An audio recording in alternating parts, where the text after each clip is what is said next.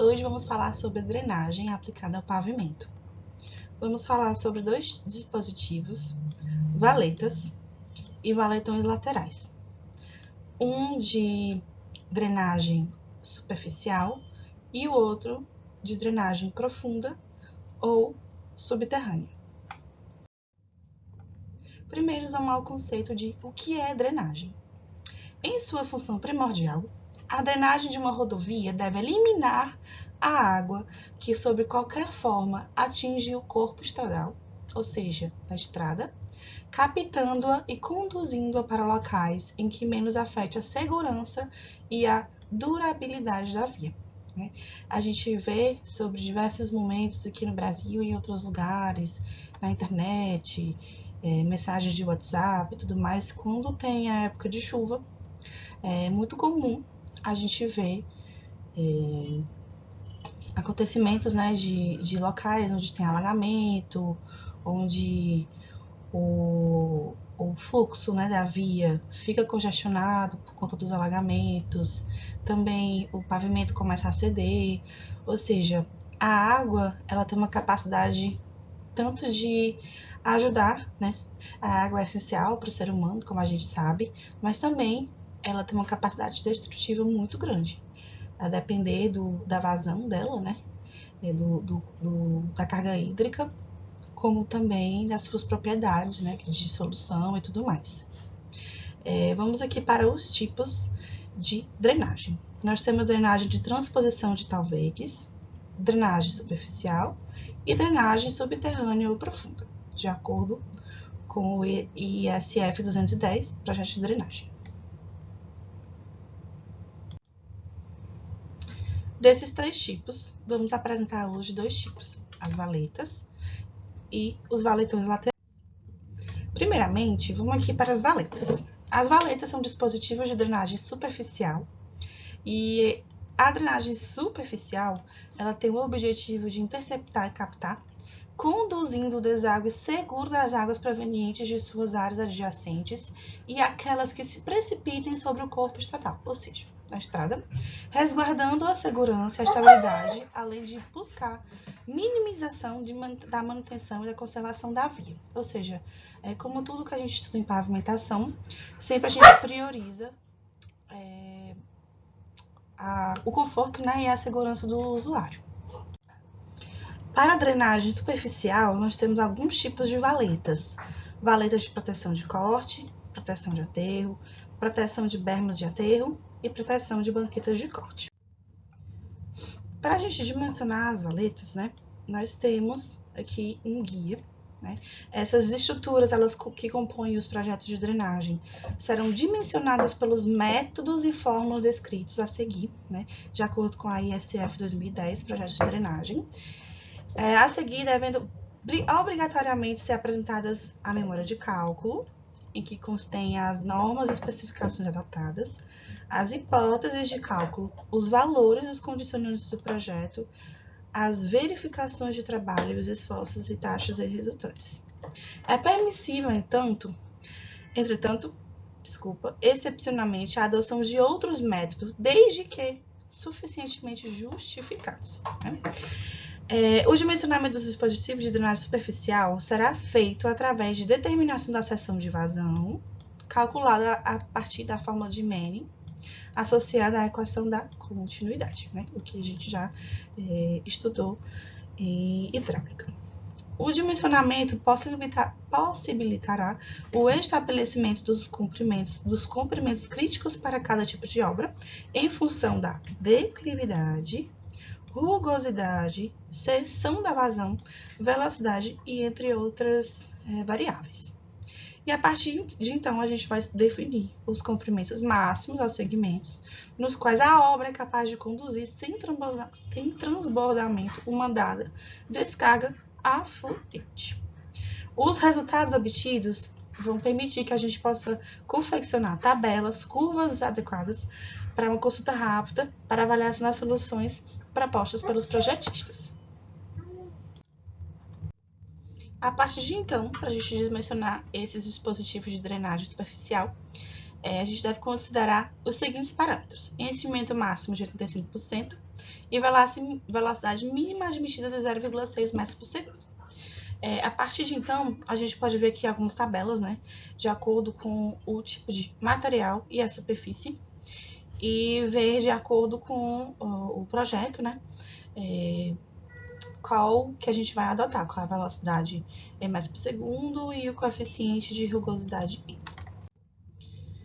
Aqui a gente pode ver, né, aqui nós vamos focar na parte de valetas de proteção de corte, ok? Essa valeta de proteção de corte, que a gente pode ver aqui nessa foto, que a partir do Manual de Drenagem de Rodovias, do DENIT de 2006, ela é um elemento de drenagem, né, que tem a função de proteger o talude de corte e fica localizado no alto do talude e evita que as águas do escoamento superficial atinjam o talude, né? Quais são as características dessa valeta, né? Ela intercepta águas que escorrem pelo terreno natural montante, localizada aqui, né, no caso, vai ter o escoamento, protegendo essa parte do talude de corte. E ela é localizada a uma distância de 2 a 3 metros das cristas dos cortes. E esse material retirado, né, para fazer essa valeta, deve ser apilado entre a valeta e a crista de corte. Essa valeta de proteção de corte, ela pode ter alguns tipos: trapezoidais, retangulares e triangulares. A seção triangular, ela é recomendada para baixos vazões. A retangular, ela tem uma baixa dificuldade de execução, por isso ela é largamente executada nos projetos de drenagem. E a trapezoidal, que ela apresenta um pouquinho mais de dificuldade que a retangular, porém, ela é que tem a maior eficiência hidráulica. Então, de acordo com o projetista, a gente pode escolher uma dessas três. Para revestimento, a gente tem algumas opções: concreto, alvenaria de tijolo ou pedra, pedra arrumada ou vegetação. A velocidade de escoamento e o material do solo definirão qual é o tipo de revestimento que a gente vai escolher do projetista, né? E é importante a gente lembrar que é obrigatório o revestimento em solos permeáveis. Vamos olhar aqui algumas especificações para cada tipo de revestimento. Quando a gente usa concreto, a espessura mínima dessas valetas é de 0,08 metros e o FCK do concreto é 15 MPa para 28 dias de cura.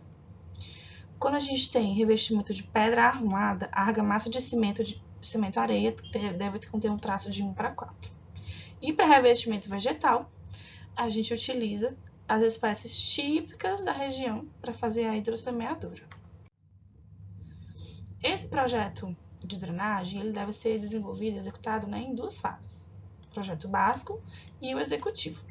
O básico é quando a gente vai definir a concepção do projeto, possibilitando a escolha da melhor solução, através da análise dos elementos básicos condicionantes do projeto. E na fase do projeto executivo é quando a gente vai ter o detalhamento, né, detalhar a solução aprovada na fase anterior, na fase básica do projeto, na fase do projeto básico, e relacionar os elementos necessários à construção da obra. No dimensionamento hidráulico em si, né, quando a gente for proceder para essa parte das valetas de proteção de corte, de acordo com o Manual de Drenagem e Rodovias do DENIT de 2006, nós podemos estimar a carga, é necessário, né, no caso, a carga de contribuição, utilizando o método racional, onde a área de drenagem é limitada pela própria valeta e pela linha do divisor de água da vertente a montante, calculada a partir dessa expressão, Q é igual a CIA dividido por 36 vezes 10 à quarta, onde Q é a carga de contribuição em metros cúbicos por segundo, C é o coeficiente de escoamento, I é a intensidade de precipitação e A é a área de contribuição em metros quadrados, determinada através de levantamentos topográficos, aerofotogramétricos ou expedidos. Tendo isso, né, essa vazão, de contribuição, a gente passa para o dimensionamento hidráulico propriamente dito, através da fórmula de Manning e da equação da continuidade. Aqui nós temos a fórmula de Manning, V é igual a 1 sobre N vezes R elevado a 2 terços, vezes I elevado a 1 meio.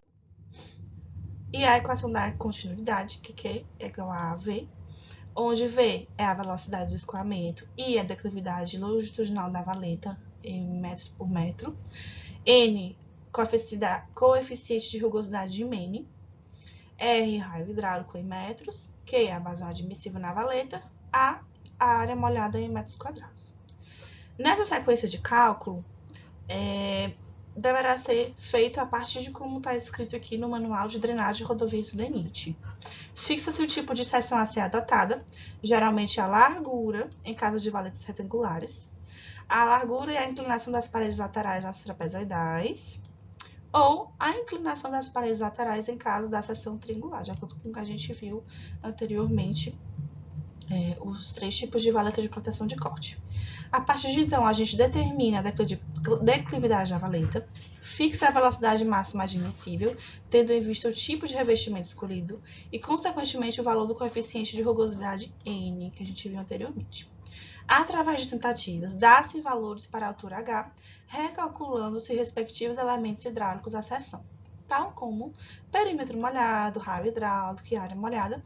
E aí, a partir de então, quando a gente conseguir essas variáveis, a gente aplica na fórmula de Manning e a equação da continuidade, e a partir de então a gente obtém, né, a velocidade e a carga admissível dessa valeta. A comparação entre a descarga afluente e a vazão admissível orientará a necessidade ou não da altura H, uma vez que essa altura ela é determinada através de tentativas. A comparação entre a velocidade de escoamento e a velocidade admissível orientará a necessidade ou não de alterar o revestimento previsto, né? Ou seja, esse projeto ele terá que ser reanalisado, né? Reavaliado ou não. Verifica-se também o fluxo o regime do fluxo através do cálculo da altura crítica, cujas fórmulas a empregar são essas duas aqui que a gente pode ver, né? HC é igual a 0,467 vezes raiz de QB elevado ao quadrado para a seção retangular, essa fórmula aqui para a seção trapezoidal e essa outra para a seção triangular, de acordo com o que a gente viu anteriormente, os 3 tipos. E aonde H é a altura crítica, Q é a vazão de projeto da valeta, B é a base da valeta, Z é a inclinação da parede na valeta, H a altura do fluxo, V a velocidade de escoamento e G a gravidade.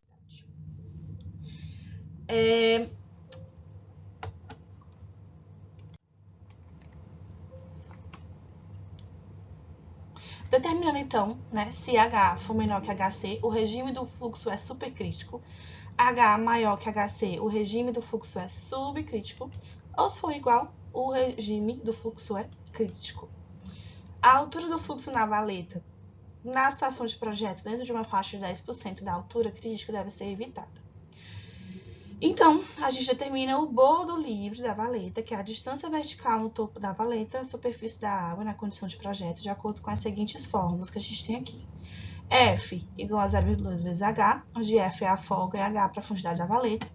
E para valetas em terra com capacidade de 0,3 a 10 metros cúbicos por segundo, a gente usa essa fórmula aqui. F é raiz quadrada de 46 vezes H. Para as valetas revestidas, a gente usa essa tabela aqui com essa folga, para a gente determinar a folga, né?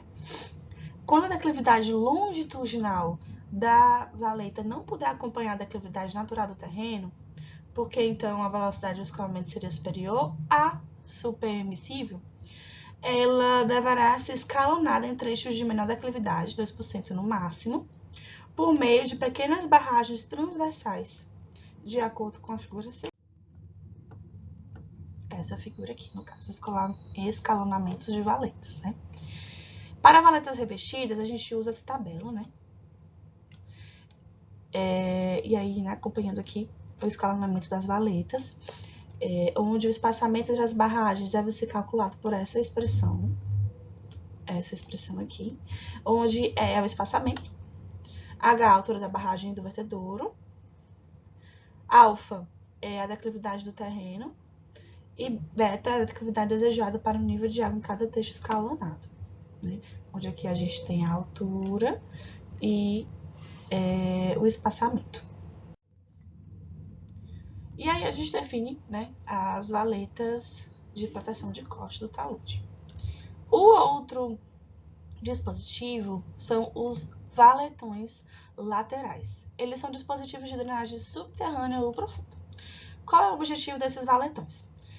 Os valetões, eles interceptam e rebaixam, né, o lençol d'água, né, no caso, a drenagem subterrânea ou profunda em si, né, não somente os valetões, interceptam e rebaixam o lençol d'água subterrâneo para impedir a deterioração progressiva dos suportes das camadas dos terraplenos. Os valetões são utilizados como corta-rios, interligando bacias ou desviando talvegs nos cortes.